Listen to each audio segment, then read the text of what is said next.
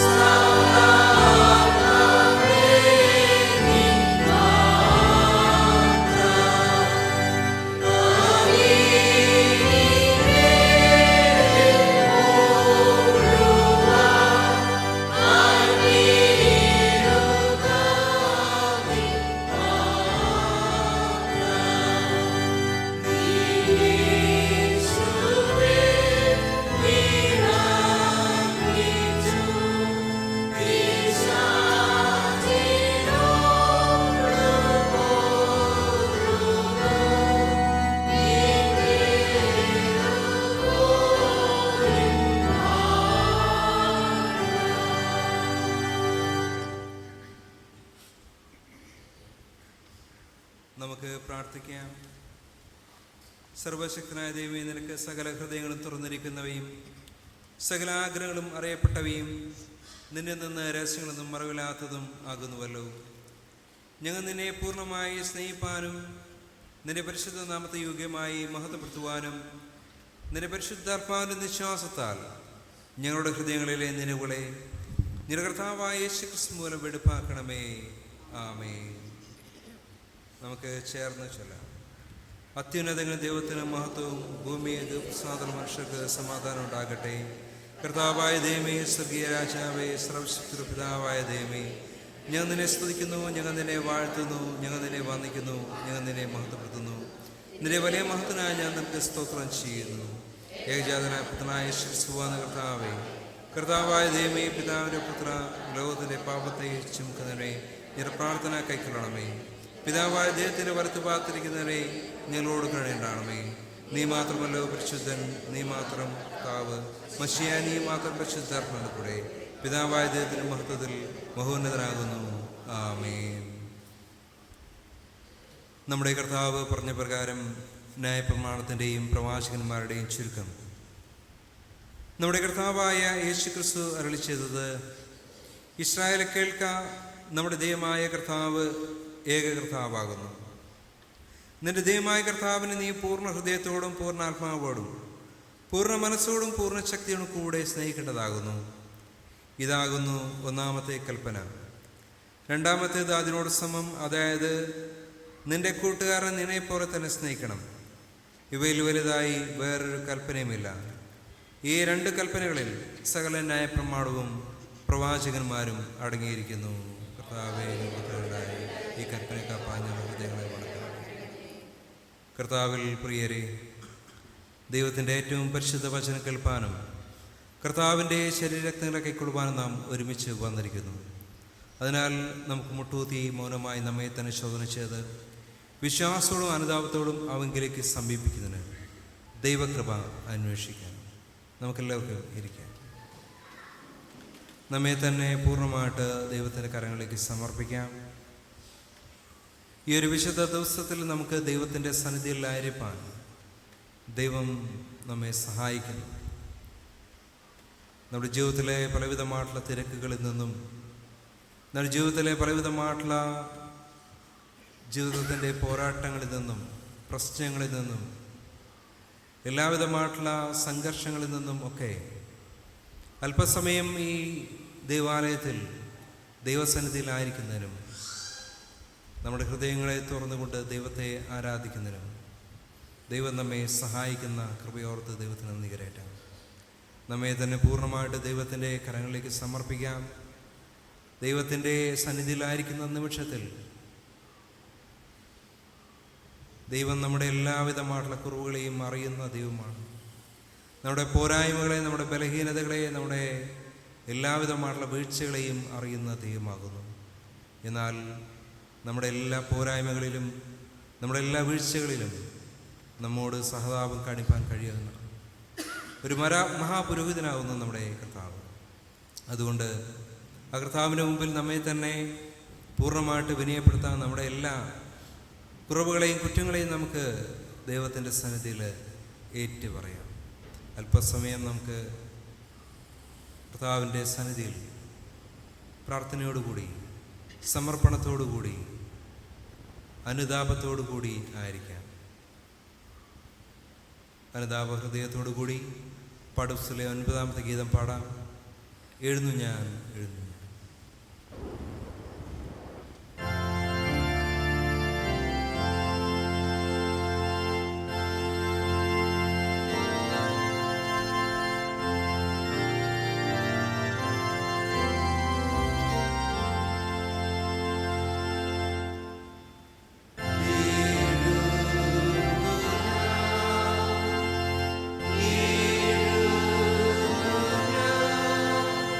Yeah.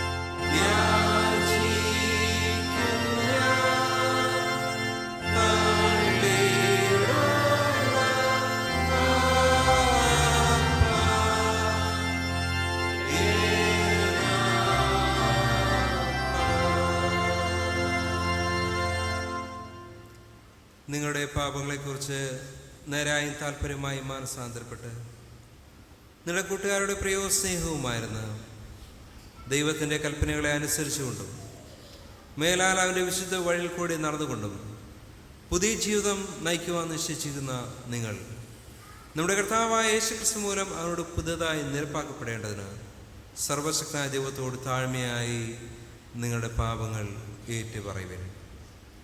തുടർന്ന് വരുന്ന അനുതാപ പ്രാർത്ഥനയിൽ നമുക്ക് പങ്കുചേരാം. സ്വർഗസ്വപിതാവേ, ഞങ്ങൾ നിനക്കും ഞങ്ങളുടെ അയൽക്കാർക്കും വിരോധമായി പാപം ചെയ്തിരിക്കുന്നു എന്ന് ഏറ്റുപറയുന്നു. ഞങ്ങൾ പ്രകാശത്തിലല്ല ഇരുട്ടിൽ എത്ര നടന്നിരിക്കുന്നത്. ഞങ്ങൾ കർത്താവിൻ്റെ നാമം ഉച്ചരിക്കുന്നെങ്കിലും ഞങ്ങൾ അനീതി വിട്ടാന്നിട്ടില്ല. ഞങ്ങളോട് കരുണയുണ്ടാകണമേ. യേശു ക്രിസ്തു നിമിത്തം ഞങ്ങളുടെ സകല പാപവും ഞങ്ങളോട് ക്ഷമിക്കണമേ. നിന്റെ പരിശുദ്ധാത്മാ ഞങ്ങൾ വെടുപ്പാക്കണമേ. ഞങ്ങളുടെ മനസ്സാക്ഷികളെ ഉണർത്തണമേ. മറ്റുള്ളവരോട് ഹൃദയപൂർവ്വം ക്ഷമിപ്പാത്തക്ക പ്രാപ്തി ഞങ്ങൾക്ക് നൽകണമേ. നിന്റെ നാമത്തിന് മഹത്വനായ ജീവൻ്റെ പുതുക്കത്തിൽ മേലാ നിന്നെ സേവിപ്പാൻ ഞങ്ങൾക്ക് കുറവ് നൽകണമെന്ന് ഞങ്ങളുടെ കർത്താവായ യേശു ക്രിസ്തു മൂലം ഞങ്ങൾ നിന്നോട് അപേക്ഷിക്കുന്നു. ആമേൻ. സത്യമായി ക്രിസ്തുവിൽ കൂടെ തങ്ങളിലേക്ക് തിരിയുന്ന എല്ലാവരോടുമുള്ള ദൈവത്തിൻ്റെ കൃപാമൊഴി കേൾപ്പിൻ.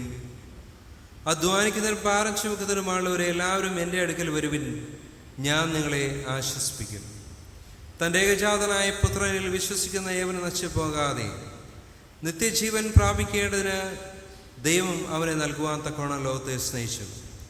ക്രിസ്തു യേശു പാപികളെ രക്ഷിപ്പാൻ ലോകത്തിൽ വന്നു എന്നുള്ളത് വിശ്വാസ്യവും എല്ലാവരും അംഗീകരിപ്പാൻ യോഗ്യവുമായ വചനം തന്നെ.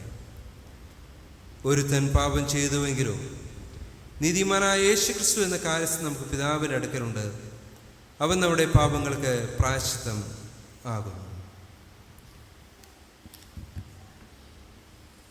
മനഃപൂർവമായ മാനസാന്തരത്തോടും സത്യവിശ്വാസത്തോടും തങ്ങളിലേക്ക് തിരിയുകയും തങ്ങളുടെ സഹോദരങ്ങളോട് ക്ഷമിക്കുകയും ചെയ്യുന്ന എല്ലാവർക്കും പാപമോചനം നൽകുമെന്ന് തൻ്റെ മഹാകരുണയാൽ വാഗ്ദാനം ചെയ്തിരിക്കുന്ന സ്വർഗസ്ഥ പിതാവായ സർവശക്തിയുള്ള ദൈവം നമ്മുടെ കർത്താവായ യേശു ക്രിസ്തു മൂലം നിങ്ങളോട് കരുണയുണ്ടായി നിങ്ങളുടെ സകല പാപങ്ങളെ ക്ഷമിച്ച് അവയിൽ നിന്ന് നിങ്ങളെ വിടുവിച്ച് സകല നന്മയിൽ ഉറപ്പിച്ച് ബലപ്പെടുത്തി നിങ്ങളെ നിത്യജീവങ്കലേക്ക് പ്രവേശിപ്പിക്കട്ടെ. ആമേൻ. ദൈവമേ നിനക്ക് സ്തോത്രം. കർത്താവ് നിങ്ങളോട് കൂടെ ഇരിക്കട്ടെ.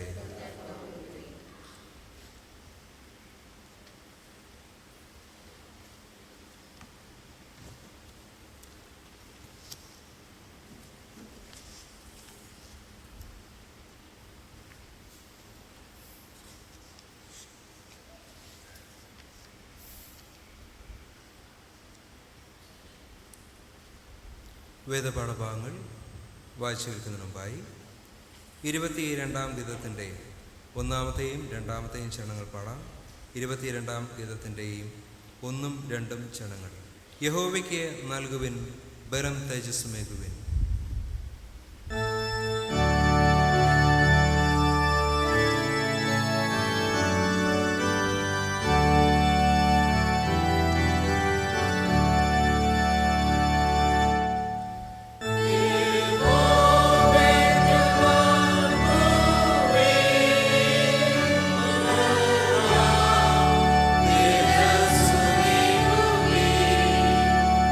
Stars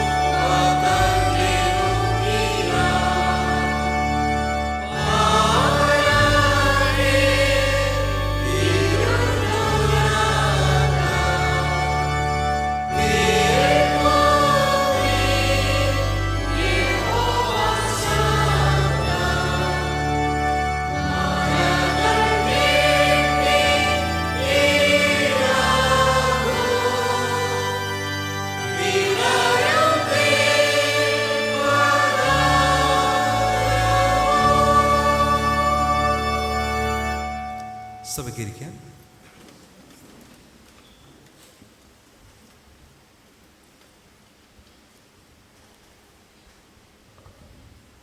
തൃത്വത്തിൽ പിന്നെ 19-ാം ഞായറായ ഇന്നത്തേക്ക് വായിപ്പാൻ നിശ്ചയിക്കപ്പെട്ടിരിക്കുന്ന വേദഭാഗങ്ങൾ പഴയ നിയമത്തിൽ യെശയ്യാ പ്രവചനം 2-ാം അധ്യായം 1 മുതൽ 5 വരെയും, പുതിയ നിയമത്തിൽ അപ്പോസ്തലനായ പൗലോസ് റോമർക്ക് എഴുതിയ ലേഖനം 8-ാം അധ്യായം 31 മുതൽ 39 വരെയുമാകുന്നു.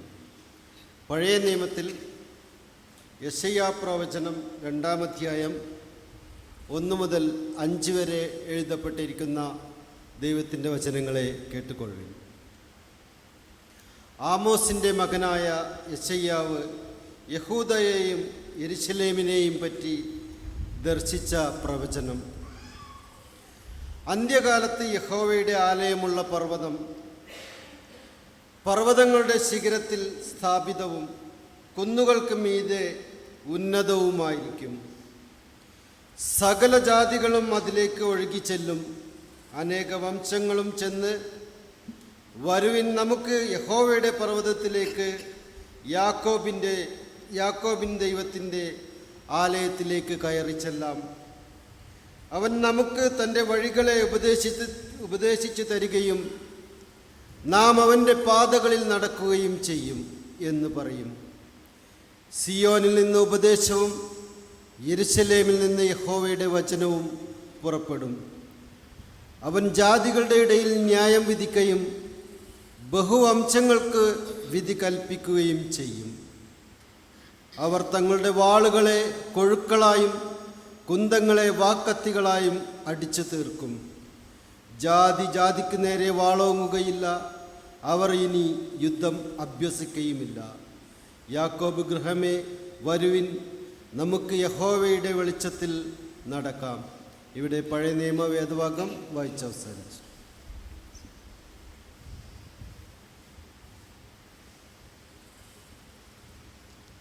പുതിയ നിയമ വേദപാഠഭാഗം വായിച്ചു കേൾക്കുന്നതിന് മുമ്പായി നാം പാടിയ 22-ാം ഗീതത്തിൻ്റെ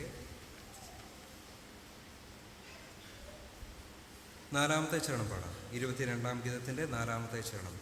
ഇരുന്നാൽ യഹോവയിൽ ചില പ്രളയത്തിന്മേൽ.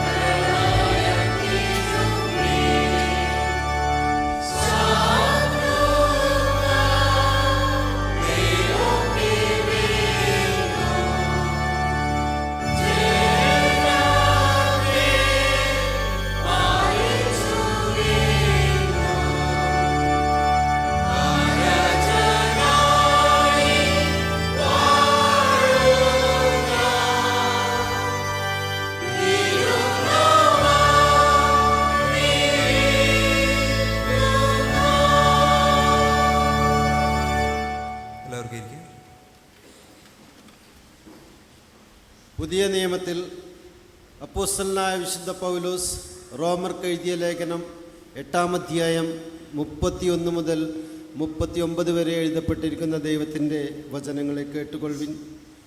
ഇത് സംബന്ധിച്ച് നാം എന്തു പറയേണ്ടു? ദൈവം നമുക്ക് അനുകൂലമെങ്കിൽ നമുക്ക് പ്രതികൂലമാർ. സ്വന്തം പുത്രനെ ആദരിക്കാതെ നമുക്കെല്ലാവർക്കും വേണ്ടി ഏൽപ്പിച്ചു തന്നവൻ അവനോട് കൂടെ സകലവും നമുക്ക് നൽകാതിരിക്കുമോ? ദൈവം തിരഞ്ഞെടുത്തവരെ ആർ കുറ്റം ചുമത്തും? നീതീകരിക്കുന്നവൻ ദൈവം, ശിക്ഷ വിധിക്കുന്നവൻ ആർ? ക്രിസ്തു യേശു മരിച്ചിട്ട് എഴുന്നേറ്റവൻ തന്നെ. അവൻ ദൈവത്തിൻ്റെ വലത്തുഭാഗത്തിരിക്കുകയും നമുക്ക് വേണ്ടി പക്ഷപാതം കഴിക്കുകയും ചെയ്യുന്നു. ക്രിസ്തുവിൻ്റെ സ്നേഹത്തിൽ നിന്ന് നമ്മെ വേർപിരിക്കുന്നതാർ? കഷ്ടതയോ സങ്കടമോ ഉപദ്രവമോ പട്ടിണിയോ നഗ്നതയോ ആപത്തോ വാളോ? നിന്റെ നിമിത്തം ഞങ്ങളെ ഇടവിടാതെ കൊല്ലുന്നു. അറുപ്പാനുള്ള ആടുകളെ പോലെ ഞങ്ങളെ എണ്ണുന്നു എന്ന് എഴുതിയിരിക്കുന്നുവല്ലോ. നാമോ നമ്മെ സ്നേഹിച്ചവൻ മുഖാന്തരം ഇതിലൊക്കെയും പൂർണ്ണജയം പ്രാപിക്കുന്നു.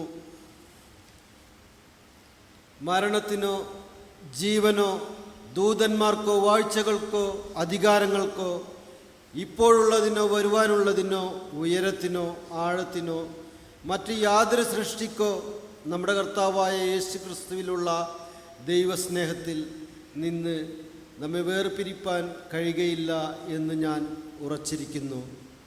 ഇവിടെ വേദവാക്യങ്ങൾ വായിച്ചവസാനിച്ചിരിക്കുന്നു.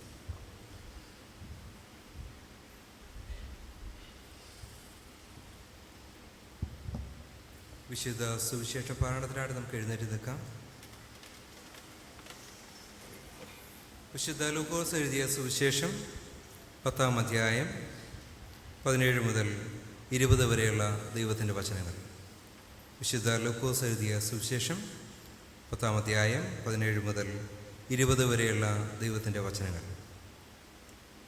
ആ 70 പേർ സന്തോഷത്തോടെ മടങ്ങി വന്നു. കർത്താവേന്ദ്രൻ്റെ നാമത്തിൽ ഭൂതങ്ങളും ഞങ്ങൾക്ക് കീഴടങ്ങുന്നു എന്ന് പറഞ്ഞു. അവൻ അവരോട്, സാത്താൻ മിന്നൽ പോലെ ആകാശത്ത് നിന്ന് വീഴുന്നത് ഞാൻ കണ്ടു. പാമ്പുകളെയും തേളുകളെയും ശത്രുവിൻ്റെ സകല ബലത്തെയും ചവിട്ടുവാൻ ഞാൻ നിങ്ങൾക്ക് അധികാരം തരുന്നു. ഒന്നും നിങ്ങൾക്ക് ഒരിക്കലും ദോഷം വരുത്തുകയില്ല. എങ്കിലും ഭൂതങ്ങൾ നിങ്ങൾക്ക് കീഴടങ്ങുന്നതിലല്ല, നിങ്ങളുടെ പേര് സ്വർഗത്തിൽ എഴുതിയിരിക്കുന്നു എന്നതിലത്രേ സന്തോഷിപ്പിൻ. ഇവിടെ സുവിശേഷ വേദപാഠഭാഗം വായിച്ച് അവസാനിച്ചിരിക്കുന്നു. കർത്താവേ, അങ്ങേക്ക് സ്തുതിയുണ്ടായിരിക്കട്ടെ.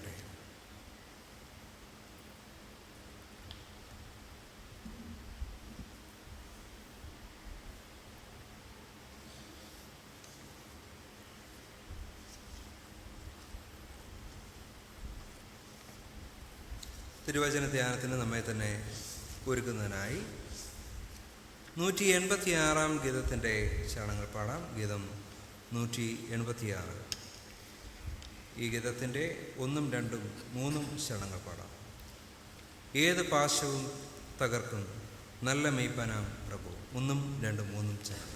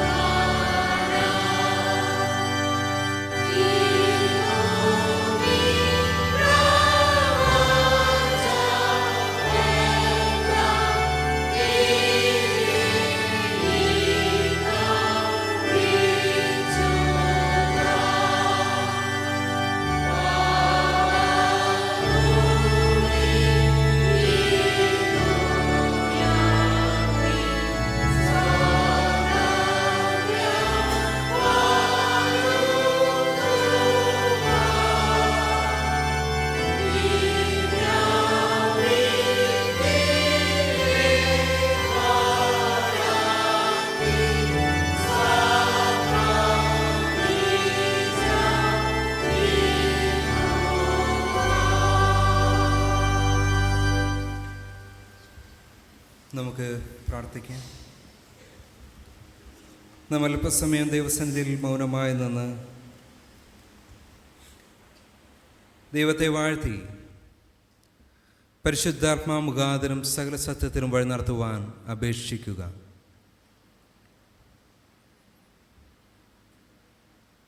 കരുണയും സ്നേഹവും നിറഞ്ഞ സ്വർഗീയ പിതാവേ, അങ്ങയുടെ ദിവ്യമായ സാന്നിധ്യം ഈ നിമിഷങ്ങളിൽ ഞങ്ങളോട് കൂടെ ഇരിക്കുന്നതിനായിട്ട് കർത്താവ് അങ്ങേക്ക് നന്ദി കരേറ്റുന്നു.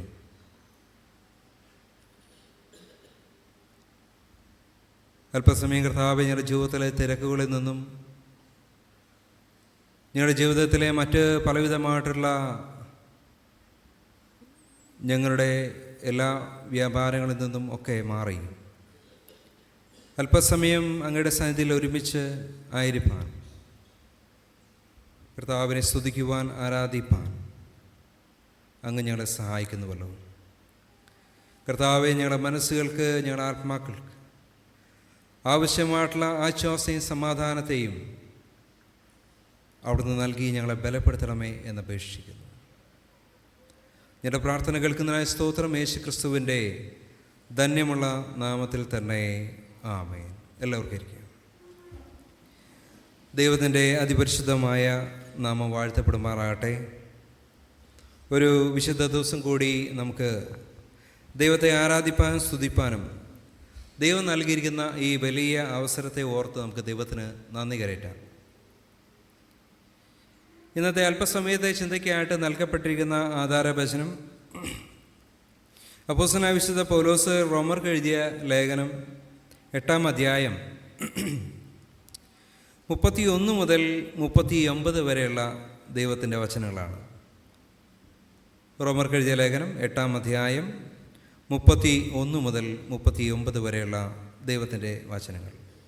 നാം ആ വാക്കുകൾ ഇന്ന് വായിച്ച് കേൾക്കുകയുണ്ടായി. റോമാക്കാർക്ക് പൗലോസ് ലേഖനം എഴുതുന്നത് ഏകദേശം BC 57-നും 58-നും ഇടയ്ക്കാണ്. വളരെ ദൈവികമായിട്ടുള്ള മർമ്മങ്ങളെക്കുറിച്ച് പറയുന്ന പൗലോസിൻ്റെ ഒരു ലേഖനമാണ് റോമർക്ക് എഴുതിയിട്ടുള്ള ലേഖനം. നമ്മൾ ഈ റോമർക്ക് എഴുതിയ ലേഖനം വായിക്കുന്ന സമയത്ത് എന്താണ് പാപം, എന്താണ് ശിക്ഷ, എന്താണ് ദൈവത്തിൻ്റെ കൃപ, എന്താണ് യേശുക്രിസ്തുവിലൂടെയുള്ള ത്യാഗം, പിന്നീട് യേശുവിൽ എങ്ങനെയാണ് നാം ഒന്നായിത്തീരുന്നത്, ഇപ്പോൾ സ്നാനത്തിലൂടെ ക്രിസ്തുവിനോട് കൂടെ ചേരുവാനായിട്ട്, അല്ലെങ്കിൽ യേശുവിനോട് കൂടെ ചേരുവാൻ സ്നാനമേറ്റവരായ നിങ്ങൾ എന്ന് പൗലോസ് പറയുമ്പോൾ അവിടെ ഒരു പുതിയ സമ്പർക്കത്തിലേക്ക് വിശ്വാസ സമൂഹം വരുന്നത് പൗലോസ് വ്യക്തമാക്കുക. ഒരു പുതിയ കാഴ്ചപ്പാടാണ് പൗലോസ് അവിടെ നൽകുന്നത്. ഇപ്പോൾ ദൈവത്തിന് മുമ്പിൽ നമുക്ക് ഒരുപാട് പരിമിതികളുണ്ട്. എന്നാൽ ദൈവത്തിന് മുമ്പിൽ നാം ആരുമല്ല. ദൈവത്തിന് മുമ്പിൽ വരുവാനായിട്ട് നമുക്ക് ഭയമുണ്ട്. ദൈവത്തിൻ്റെ ശിക്ഷയെക്കുറിച്ച് ഓർത്ത് നമുക്ക് വലിയ പേടിയുണ്ട്. എന്നാൽ പൗലോസ് പറയുന്ന സമയത്ത് ഈ പാപവും ഈ തിന്മയും ദൈവത്തിൻ്റെ ന്യായവിധിയും ഒക്കെ നിൽക്കുമ്പോൾ തന്നെ ദൈവത്തിൻ്റെ ആഴമായിട്ടുള്ള സ്നേഹത്തെക്കുറിച്ചാണ് പറയുന്നത്. തൻ്റെ പുത്രനെ നമുക്ക് നൽകുവാൻ തക്കവണ്ണം ലോകത്തെ സ്നേഹിച്ചു എന്ന് യോഹന്നാൻ പറയുന്നത് പോലെ ആ ഒരു വാക്കുകൾ തന്നെയാണ് നമുക്ക് ഈ ഒരു ഭാഗത്തും കാണുവാനായിട്ട് സാധിക്കുന്നത്. ഈ ലോകത്തിന് വേണ്ടി തൻ്റെ പുത്രനെ യാഗമായിട്ട് നൽകുവാൻ ദയ കാണിച്ച ദൈവം സകലവും നിങ്ങൾക്ക് നൽകുവാനായിട്ട് കഴിയില്ലയോ എന്ന് പൗലോസ് ഇവിടെ ചോദിക്കുകയാണ്. അപ്പോൾ അത്തരത്തിൽ പൗലോസിൻ്റെ ഈ ഒരു ലേഖനം എഴുതാനുള്ള സാഹചര്യം എന്ന് പറയുന്നത് നമുക്കെല്ലാവർക്കും അറിയുന്ന പോലെ തന്നെ ഒരു വലിയ പ്രയാസത്തിൻ്റെ മധ്യത്തിലാണ് ക്രിസ്ത്യാനികളുള്ളത്. റോമിലുള്ള ക്രിസ്ത്യാനികൾ എന്ന് പറയുന്നതും അവിടെ വന്ന് പാർത്തിട്ടുള്ള ഡയസ്പോറ ജൂസ്, വന്ന് പാർത്തിരിക്കുന്ന ജൂതന്മാരും അവിടെയുള്ള വിജാതീയരായിട്ടുള്ള ആളുകളും കൂടെ ചേർന്നതാണ് അവിടുത്തെ ക്രിസ്ത്യാനികൾ. ഈ രണ്ട് വിഭാഗത്തിൽപ്പെട്ട ആളുകളുണ്ട് ക്രിസ്ത്യാനിറ്റിയിൽ. അവർക്കുള്ള പ്രതിസന്ധികൾ വരുന്നത് അവിടെയും ഉണ്ടായിരുന്നു. വളരെ യാഥാസ്ഥികരായിട്ടുള്ള യഹൂദന്മാരിൽ നിന്നുള്ള ഉപദ്രവം ഉണ്ടായിരുന്നു. അതുപോലെ തന്നെ അന്നത്തെ റോമൻ ഗവൺമെൻറ്റിൽ നിന്നുള്ള ഉപദ്രവവും ക്രിസ്ത്യാനികൾക്കുണ്ടായിരുന്നു. ക്രിസ്ത്യാനികൾ വളരെ സംശയത്തോടു കൂടിയിട്ടാണ് ഈ ഒരു കാലഘട്ടത്തിൽ ഈ ഒരു റോമൻ പട്ടണത്തിലെ ആളുകളും അല്ലെങ്കിൽ റോമ ഭരണകൂടവും അതുപോലെ തന്നെ യഹൂദന്മാരും വീക്ഷിച്ചത്. അവരെ നിരന്തരം ദ്രോഹിക്കുന്ന, അവരെ നിരന്തരം ഏത് രീതിയിലും അവരെ പ്രയാസപ്പെടുത്തുന്ന, പൊതുസമൂഹത്തിൽ നിന്നും അവരെ മാറ്റി നിർത്തുന്ന അങ്ങനെയുള്ള ഒരു രീതിയാണ് അന്നത്തെ സമൂഹത്തിൽ ഉണ്ടായിരുന്നത്. അതുകൊണ്ട് നിരവധി പ്രയാസങ്ങൾ അനുഭവിക്കുന്ന വെല്ലുവിളി നിറഞ്ഞ ഒരു സാഹചര്യത്തിലാണ് പൗലോസ് പറയുന്നത്, നിങ്ങളെന്തിനാണ് ഇങ്ങനെ പ്രയാസപ്പെടുന്നത്? നിങ്ങളിത്രയും ദുഃഖിക്കേണ്ട ആവശ്യമില്ല. കാരണം നിങ്ങൾക്ക് വേണ്ടി തൻ്റെ പുത്രനെ തന്നെയാണ് ദൈവം നൽകിയത്. മാത്രമല്ല, അങ്ങനെ നൽകാനായിട്ട് മനസ്സ് കാണിച്ച ദൈവം നിങ്ങൾക്ക് ഒരുക്കിയിരിക്കുന്ന വലിയ അനുഗ്രഹം എന്താണ്? ആ ദൈവത്തിൻ്റെ സ്നേഹം എത്ര വലുതാണ്! ആ ദൈവമാണ് നിങ്ങളോട് കൂടെയുള്ളത്. അതുകൊണ്ട് പൗലോസ് പറയുന്നത്, ദൈവം അനുകൂലമെങ്കിൽ പ്രതികൂലമാർ എന്ന് പൗലോസ് ഈ ഒരു പ്രതിസന്ധിയിൽ സഭയോട് ചോദിക്കുകയാണ് ചെയ്യുന്നത്. ഇത് വളരെ അന്നത്തെ സമൂഹത്തിന്, ക്രിസ്തീയ സമൂഹത്തിന് അവരുടെ ജീവിതത്തിലെ പ്രതിസന്ധികളിൽ, പ്രയാസങ്ങളിൽ, പ്രശ്നങ്ങളിൽ അവർക്ക് ധൈര്യത്തെ നൽകുന്ന, അവർക്ക് ആത്മവിശ്വാസത്തെ നൽകുന്ന, ദൈവാശ്രയത്തെ നൽകുന്ന വാക്കുകളാണ് പൗലോസ് അവിടെ നൽകുന്നത്. ഈ ഒരു ടെസ്റ്റ് ഇന്നും നമ്മുടെ ജീവിതത്തിൽ നമ്മോട് സംസാരിക്കുന്നുണ്ട്, നമ്മുടെ ജീവിതത്തിൽ നമ്മോട് ഇന്നും ഇടപെടുന്നുണ്ട്. ഈ ദൈവം ഇത്രയും വലിയ സ്നേഹവാനാണ്. ഈ സ്നേഹവാനായിട്ടുള്ള ദൈവം നിങ്ങളോട് കൂടെയുണ്ടെങ്കിൽ, അല്ലെങ്കിൽ നിന്നോട് കൂടെയുണ്ടെങ്കിൽ, നിനക്ക് പിന്നെ ഭയപ്പെടുവാനായിട്ട് ആരാണുള്ളത്?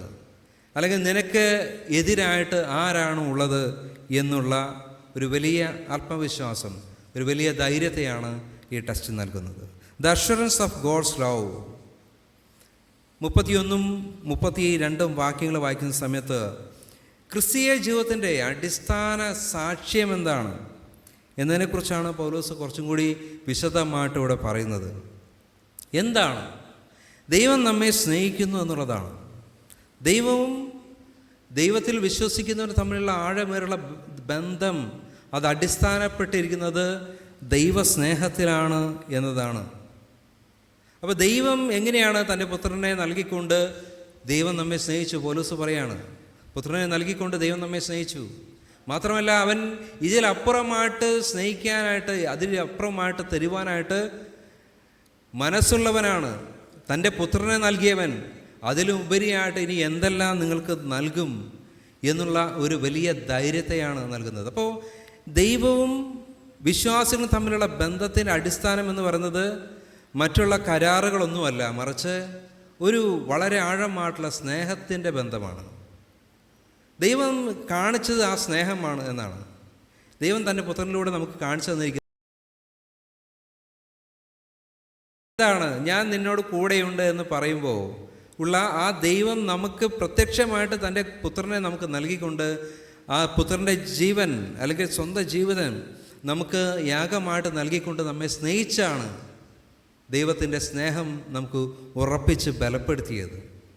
അപ്പോൾ ആ ഒരു സ്നേഹത്തിൻ്റെ ആഴത്തിലുള്ള ബന്ധത്തിലാണ് എപ്പോഴും വിശ്വാസികളും ദൈവവും തമ്മിലുള്ള ബന്ധം എന്ന് പറയുന്നത്.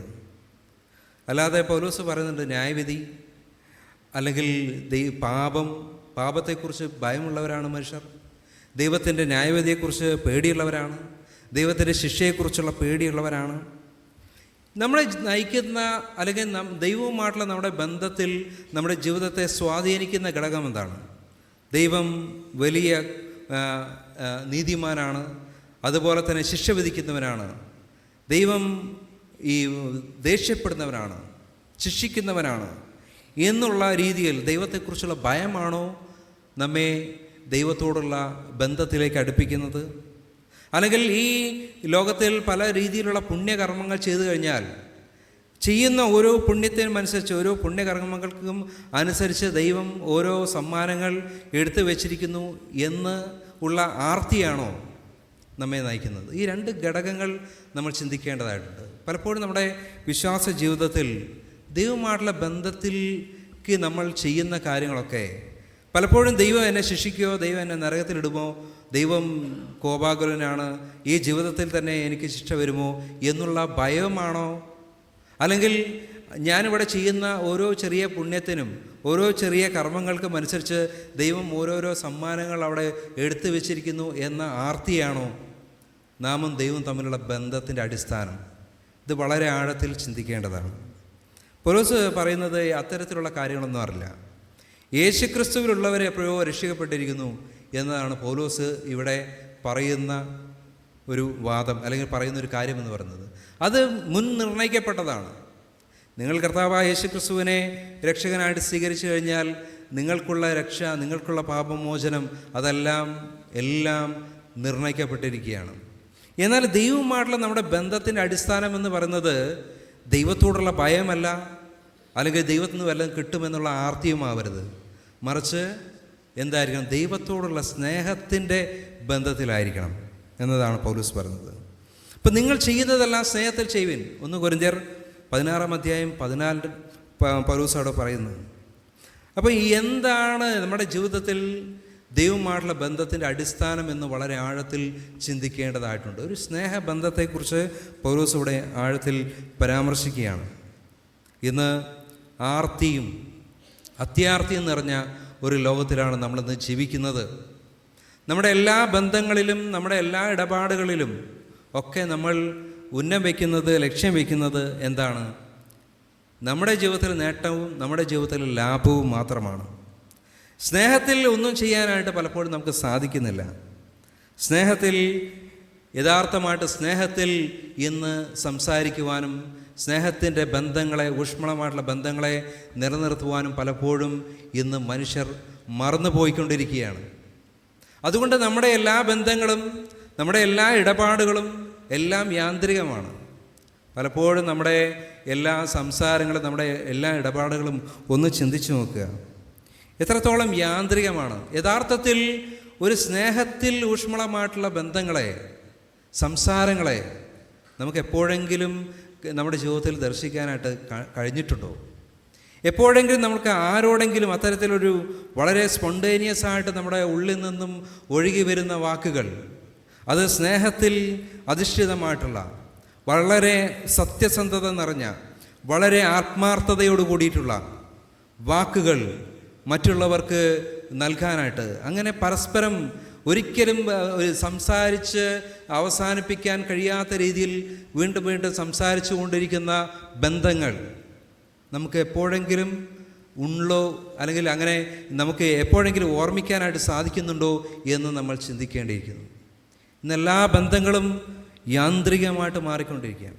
ഈ സ്പോണ്ടേനിയസ് ആയിട്ട് ഒരുപാട് നേരം സംസാരിക്കുക എന്ന് പറയുമ്പോൾ അതിൽ ഈ പരദൂഷണം, മറ്റുള്ളവരെക്കുറിച്ചുള്ള കുറ്റം പറച്ചൽ എല്ലാം ഒഴിവാക്കിക്കൊണ്ട് നമ്മൾ രണ്ട് വ്യക്തികൾ അല്ലെങ്കിൽ ഒരുമിച്ചുള്ള ഒരു സൗഹൃദത്തിൽ വളരെ ആത്മാർത്ഥമായിട്ട് സത്യസന്ധമായിട്ട് സ്നേഹത്തോടു കൂടി സംസാരിക്കുവാനായിട്ട് നമുക്ക് സാധിക്കുന്നുണ്ടോ? അങ്ങനെയുള്ള ബന്ധങ്ങൾ നമുക്കുണ്ടോ? ആത്മാർത്ഥമായിട്ടുള്ള ബന്ധങ്ങൾ നമ്മുടെ ഭവനത്തിൽ മാതാപിതാക്കൾ, മക്കൾ, ഭാര്യയും ഭർത്താവും, സഹോദരങ്ങൾ തമ്മിൽ എവിടേക്കാണ് നമുക്ക് അത്തരത്തിലുള്ള ബന്ധങ്ങൾ നഷ്ടപ്പെട്ടിരിക്കുന്നത്?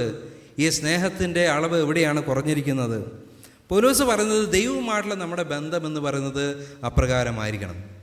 ആ ദൈവം നമ്മെ എത്രയും ആഴത്തിൽ സ്നേഹിക്കുന്നവനാണ്, കഷ്ടത്തിൽ ഏറ്റവും അടുത്ത തുണയായിരിക്കുന്നവനാണ്.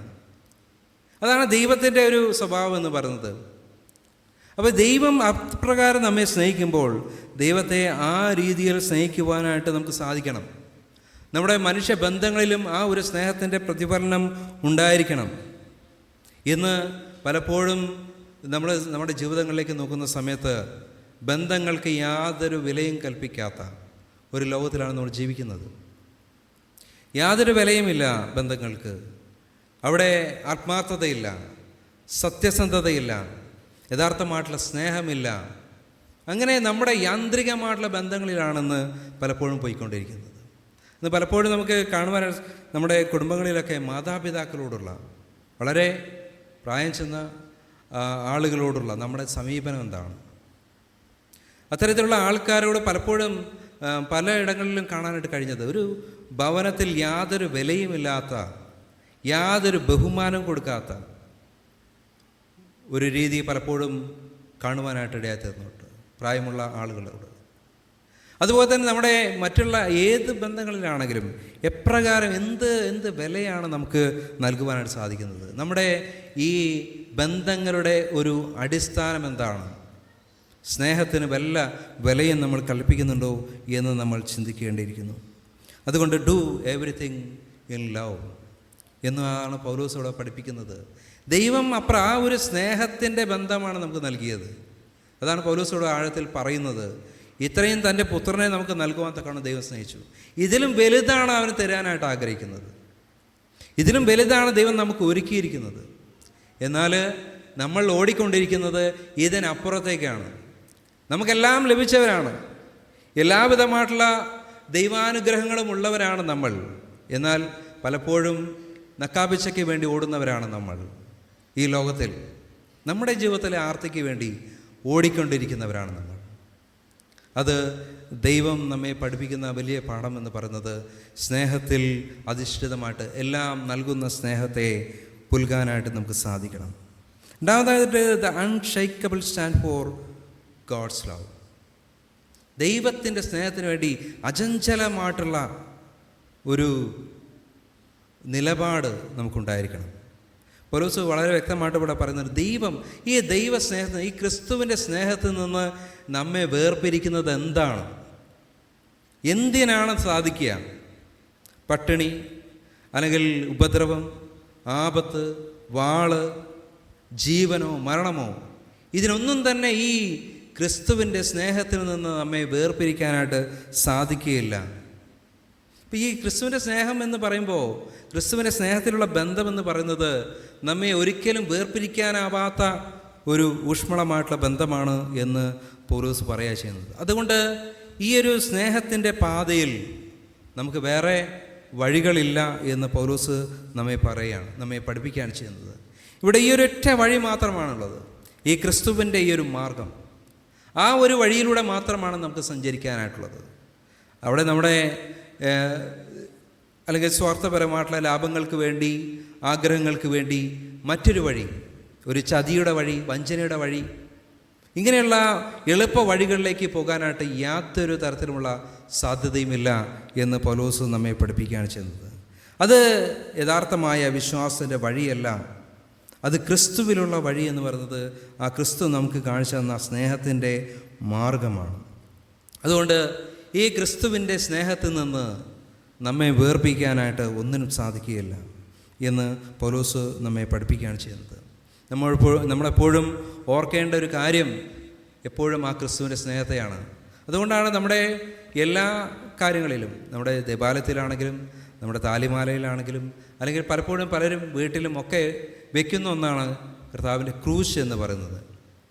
ഈ ക്രൂശ് നമ്മെ ഓർമ്മിക്കുന്ന ഒരു കാര്യമുണ്ട്. അത് ഓർമ്മിക്കുന്നത് ദൈവത്തിൻ്റെ ആഴമേറുള്ള സ്നേഹമാണ്. ആ സ്നേഹത്തെ നമുക്ക് ഉൾക്കൊള്ളുവാനായിട്ട് സാധിച്ചുകൊണ്ടാണോ നമ്മുടെ ഭവനത്തിലും നമ്മുടെ ശരീരത്തിലും, അല്ലെങ്കിൽ നമ്മൾ ഓരോ സ്ഥലത്തും ഈ ക്രൂശ് വയ്ക്കുന്നത്, ഈ ക്രൂശിനെ എപ്പോഴും വണങ്ങുന്നത്, ഈ ക്രൂശിനെ എപ്പോഴും നമ്മൾ മുത്തം കൊടുക്കുന്നത് എന്ന് നമ്മൾ ചിന്തിക്കേണ്ടതായിട്ടുണ്ട്. അതുകൊണ്ട് നമ്മുടെ ജീവിതത്തിൽ ഈ ദൈവത്തിൻ്റെ സ്നേഹം എന്ന് പറയുന്നതിനെ മനസ്സിലാക്കുവാനും, ആ ക്രിസ്തുവിൻ്റെ സ്നേഹത്തിൽ നിന്നും നമ്മെ പരസ്പരമാണെങ്കിലും അതുപോലെ തന്നെ ദൈവത്തിൽ നിന്നാണെങ്കിലും ഒരിക്കലും നമ്മെ സെപ്പറേറ്റ് ചെയ്യുവാനായിട്ട്, വേർപിരിക്കാനായിട്ട് ഒരു ശക്തിക്കും സാധിക്കുകയില്ല എന്ന് കർത്താവ് നമ്മെ പഠിപ്പിക്കുകയാണ് ചെയ്യുന്നത്. അതുകൊണ്ട് പൗലോസ് ഇവിടെ പറയുന്നത് നമ്മളിൽ എപ്പോഴും നിറഞ്ഞു നിൽക്കേണ്ടത്, നമ്മുടെ വിശ്വാസത്തിൽ, നമ്മുടെ വിശ്വാസ ജീവിതത്തിൽ എപ്പോഴും ദൈവവുമായിട്ടുള്ള ബന്ധത്തിൽ നിറഞ്ഞു കവിയേണ്ടത് ഈ ക്രിസ്തുവിൻ്റെ സ്നേഹമായിരിക്കണം. നമ്മുടെ ഉള്ളിൽ എപ്പോഴും ഈ ആത്മാർത്ഥമായിട്ടുള്ള ഈ ദൈവവുമായിട്ടുള്ള ഈ സ്നേഹബന്ധത്തെ ഓർക്കുവാനായിട്ട് നമുക്ക് സാധിക്കണം. അതുപോലെ തന്നെ നമ്മിൽ നിന്നും സ്പോണ്ടേനിയസ് ആയിട്ട് ഒഴുകേണ്ടതും ഈ ദൈവത്തിൻ്റെ സ്നേഹമായിരിക്കണം. നമ്മളിൽ നിന്നും മറ്റുള്ളവരിലേക്ക് ഒഴുകേണ്ടത് ഈ ദൈവത്തിൻ്റെ സ്നേഹമായിരിക്കണം. അതാണ് നമ്മുടെ വിശ്വാസ ജീവിതത്തിൻ്റെ ഏറ്റവും വലിയ ക്വാളിറ്റി എന്ന് നാം മനസ്സിലാക്കേണ്ടതായിട്ടുണ്ട്. അതുകൊണ്ട് നമ്മൾ ഒന്നാമതായിട്ട് ചിന്തിച്ചത് അഷ്വറൻസ് ഓഫ് ലവ്. ദൈവം നമുക്ക് ദൈവത്തിൻ്റെ സ്നേഹത്തെ നമുക്ക് തന്നിരിക്കുകയാണ്, അത് നമുക്ക് വാഗ്ദാനം ചെയ്തിരിക്കുകയാണ്, അത് ദൈവം നമുക്ക് കാണിച്ചു തന്നു. The unshakable stand for God's love. ദൈവത്തിൻ്റെ ആ സ്നേഹത്തിൽ നിലനിൽക്കാൻ, അചഞ്ചലമായിട്ടുള്ള ഒരു നിലപാട് നമ്മുടെ ജീവിതത്തിൽ എപ്പോഴും ഉണ്ടായിരിക്കണം. നമ്മുടെ ജീവിതത്തിൽ ആ ദൈവമായിട്ട് ആ ഒരു അചഞ്ചലമായിട്ടുള്ള ഒരു നിലനിൽപ്പ് ഉണ്ടായിരിക്കണം. അതുപോലെ തന്നെ നമ്മുടെ ജീവിതത്തിൽ എപ്പോഴും ഈയൊരു സ്നേഹത്തിന്, നമ്മുടെ ജീവിതത്തിൽ നഷ്ടപ്പെട്ടുകൊണ്ടിരിക്കുന്ന, നമ്മുടെ മനുഷ്യ ജീവിതത്തിൽ മരിച്ചുകൊണ്ടിരിക്കുന്ന ഈ ഒരു സ്നേഹത്തെ നമുക്ക് തിരിച്ചു കൊണ്ടുവരുവാനായിട്ട് നമുക്ക് സാധിക്കണം. അതിനായി ദൈവത്തിൻ്റെ പരിശുദ്ധാത്മാവ് നമ്മെ എല്ലാവരെയും സഹായിക്കുമാറാകട്ടെ.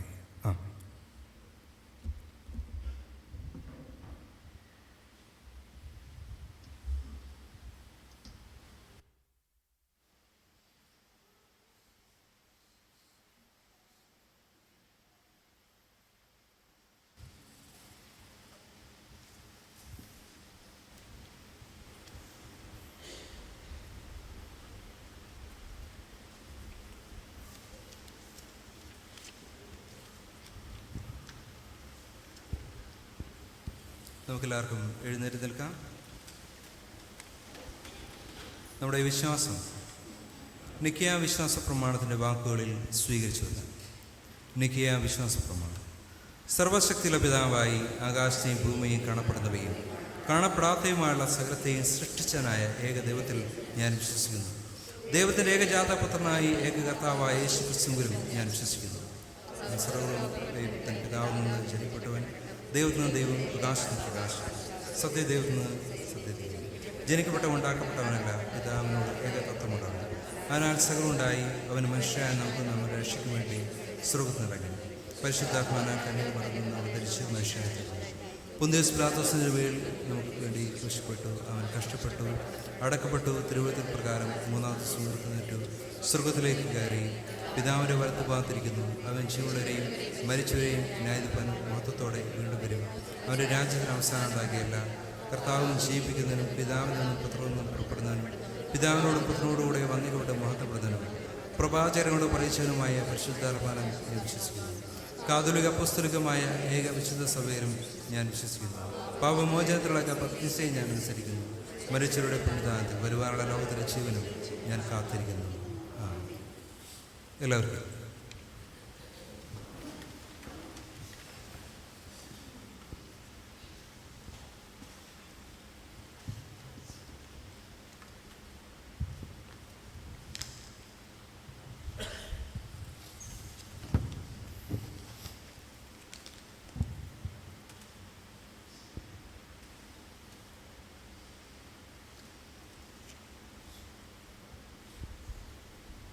കഴിഞ്ഞ ആഴ്ചയിൽ പൊതുവഴിപാട്ടായിട്ട് ലഭിച്ചത് 9,702 രൂപ.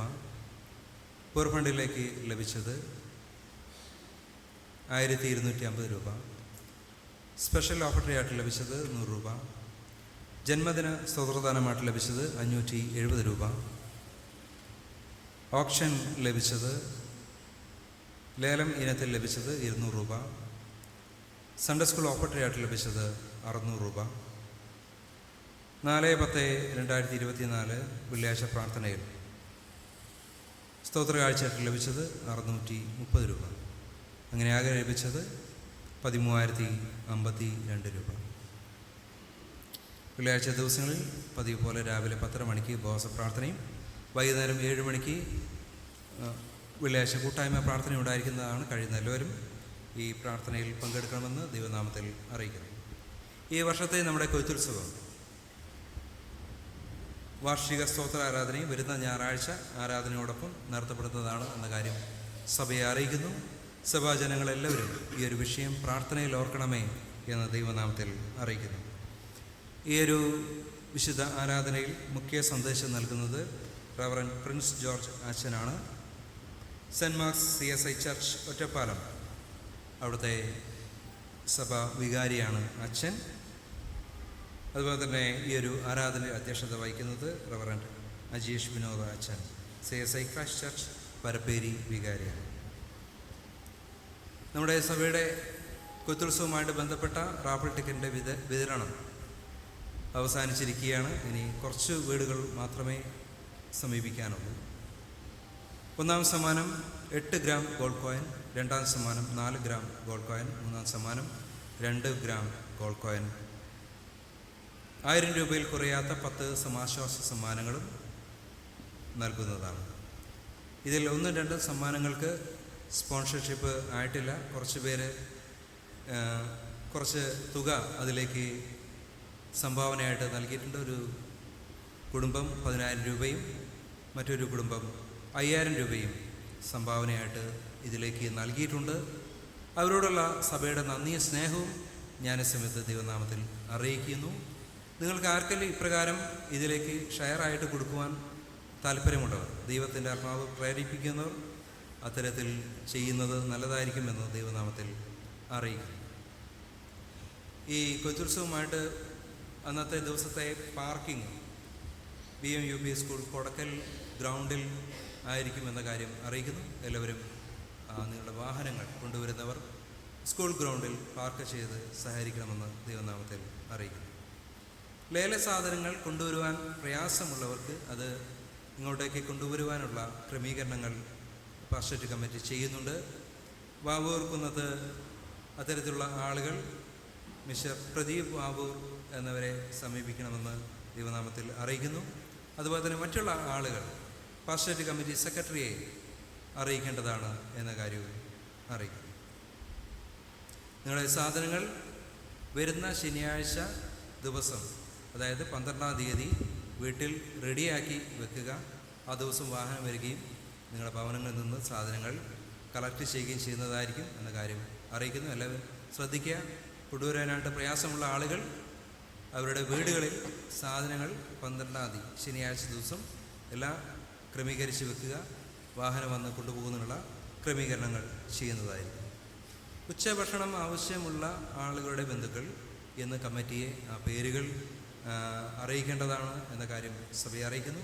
അതുപോലെ തന്നെ വരുന്ന ആഴ്ച പതിവ് പോലെ ബന്ധുക്കൾ വന്ന് ആഹാര സാധനങ്ങൾ ഉച്ചഭക്ഷണം വാങ്ങിച്ച് കൊണ്ടുപോകണമേ എന്നും ദൈവനാമത്തിൽ അറിയിക്കുന്നു. CSI ക്രൈസ്റ്റ് ചർച്ച് പരപ്പേരി കൊയ്ത്തുത്സവവും വാർഷിക സ്തോത്രാരാധനയും ഇന്ന് ഉച്ചയ്ക്ക് 2 മണിക്ക് ആരംഭിച്ച് നടത്തപ്പെടുന്നതാണ് എന്ന കാര്യം സഭയെ അറിയിക്കുന്നു. നമ്മെ സഭയായിട്ട് ആയതിലേക്ക് ക്ഷണിച്ചിട്ടുണ്ട്. എല്ലാവരും ഈ ഒരു ആരാധനയിൽ പങ്കെടുക്കണമെന്ന് ദൈവനാമത്തിൽ അറിയിക്കുന്നു. കൊയ്ത്തുത്സവ ലേലവുമായിട്ട് മറ്റൊരു കാര്യം പറയട്ടെ. എല്ലാ ഭവനങ്ങളിൽ നിന്നും ചുരുങ്ങിയത് ഒരു സാധനമെങ്കിലും കൊയ്ത്തുത്സവ ലേലത്തിലേക്ക് കൊണ്ടുവരണമെന്ന് ദൈവനാമത്തിൽ അറിയിക്കുന്നു. ദൈവം നമ്മെ അനുഗ്രഹിച്ചു വഴി നടത്തി. ദൈവം നമുക്ക് നൽകിയിരിക്കുന്ന അനുഗ്രഹത്തിൽ നിന്നും ദൈവത്തിന് നമുക്ക് നൽകിക്കൊണ്ട് നന്ദി കരയറ്റുന്ന ആരാധന നിങ്ങളാൽ കഴിയുന്ന ചെറുതാണെങ്കിലും അത് കൊണ്ടുവന്ന് ദൈവാലയത്തിൽ സമർപ്പിക്കണമേ എന്ന് ദൈവനാമത്തിൽ അറിയിക്കുന്നു. കൊയ്ത്തുത്സവ ആദ്യഫല ലേലം 12-ാം തീയതി വൈകുന്നേരം 4:30 മണിക്ക് ഓൺലൈൻ ആയിട്ട് ആരംഭിക്കുന്നതായിരിക്കും എന്ന കാര്യം അറിയിക്കുന്നു.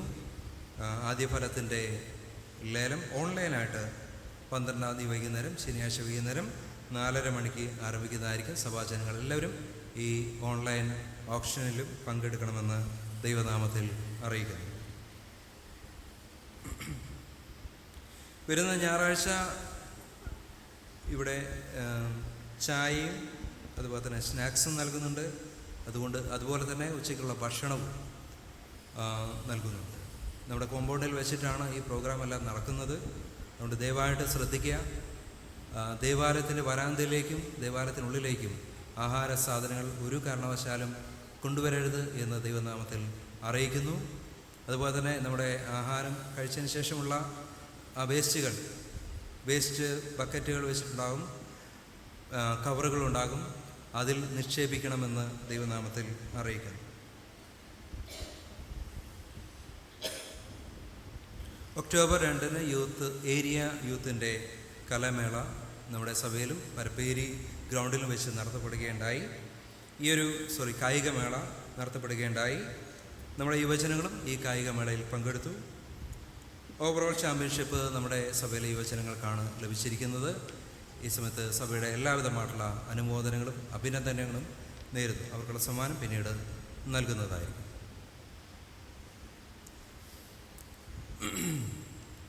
Letter from property department. Kodakkal CSI mission ഹോസ്പിറ്റലിലെ ക്യാൻറ്റീൻ ലീവ് ആൻഡ് ലൈസൻസ് അടിസ്ഥാനത്തിൽ 11 മാസത്തേക്ക് നടത്തിക്കൊണ്ടു പോകുന്നതിന് താല്പര്യമുള്ള കക്ഷിയിൽ നിന്ന് കൊട്ടേഷനുകൾ ക്ഷണിക്കുന്നു. കൊട്ടേഷൻ കവറിന് മുകളിൽ കൊടക്കൽ മിഷൻ ഹോസ്പിറ്റൽ ക്യാൻറ്റീൻ നടത്തുന്നതിനുള്ള കൊട്ടേഷൻ എന്ന് എഴുതി property secretary CSI Malabar diocese bank road Kozhikode എന്ന വിലാസത്തിൽ 11/10/2024 വൈകുന്നേരം 5 മണിവരെ സ്വീകരിക്കുന്നതാണ്. കൊട്ടേഷൻ സീൽ ചെയ്ത് തപാൽ വഴിയോ നേരിട്ടോ ഓഫീസിൽ എത്തിക്കാവുന്നതാണ്. തിങ്കളാഴ്ച 7-ാം തീയതി നാളെ സഭാ ശുശ്രൂഷകന് ഒരു മീറ്റിങ്ങിൽ പങ്കെടുക്കാനുള്ളതിനാൽ സ്ഥലത്തുണ്ടായിരിക്കില്ല എന്ന കാര്യം സഭയെ അറിയിക്കുന്നു.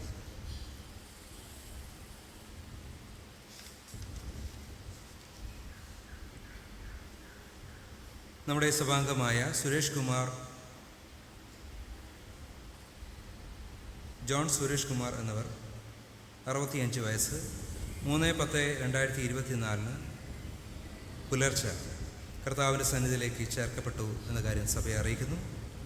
അന്ത്യശുശ്രൂഷകൾ അന്നേ ദിവസം വൈകുന്നേരം 4 മണിക്ക് കൊടക്കൽ സഭയുടെ സെമിട്രിയിൽ വെച്ച് നടത്തപ്പെടുകയുണ്ടായി. വേർപാടിൻ്റെ ദുഃഖത്തിലായിരിക്കുന്ന കുടുംബാംഗങ്ങളെ സഭാജനങ്ങൾ പ്രാർത്ഥനയിൽ ഓർക്കണമേ എന്ന് ദൈവനാമത്തിൽ അറിയിക്കുന്നു.